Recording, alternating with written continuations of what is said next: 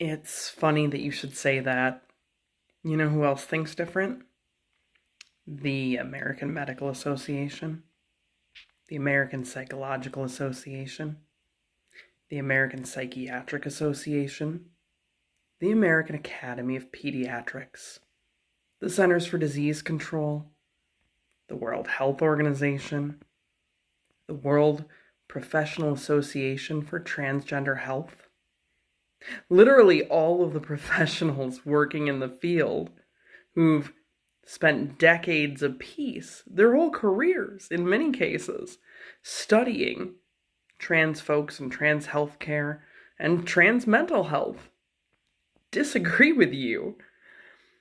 Now, you're going to say, well, it's in the DSM. I know.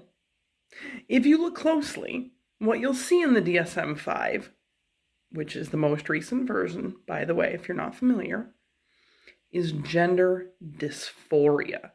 Now, gender dysphoria is different from being transgender, right? Gender dysphoria is a syndrome. It's a set of symptoms that you can treat. And wouldn't you know it, they have a treatment pathway figured out. It's transition. They've tried everything else. Conversion therapy doesn't work. ECT doesn't work. CBT doesn't work. Meds don't work. Psych meds, I mean. They've tried literally everything else to treat folks' gender dysphoria before they really seriously looked at, well, maybe, just maybe, they actually know who they are, and letting these folks live as who they say they are works out for the best. And it does. Transition is the treatment for gender dysphoria. And this may come as a surprise to you, but not all trans people feel gender dysphoria. Some folks simply don't really identify with the gender they were assigned at birth.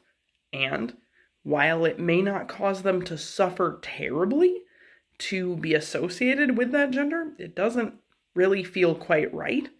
And presenting and living as a different gender does. That may bring them euphoria.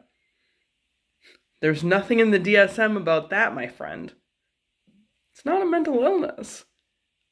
All of the experts, all of the establishments, all of the organizations, all of the professionals, and all of the research disagree with you. Now, if you think that your credentials give you a better understanding than all of those people, plus the lived experiences of all the trans folks, please feel free to respond and let me know what your experience and credentials are, where you're coming from, because I'd be interested to hear it. But until then, I'm going to listen to the experts and the professionals on this one. I hope you consider doing the same. Have a great night. Happy Pride.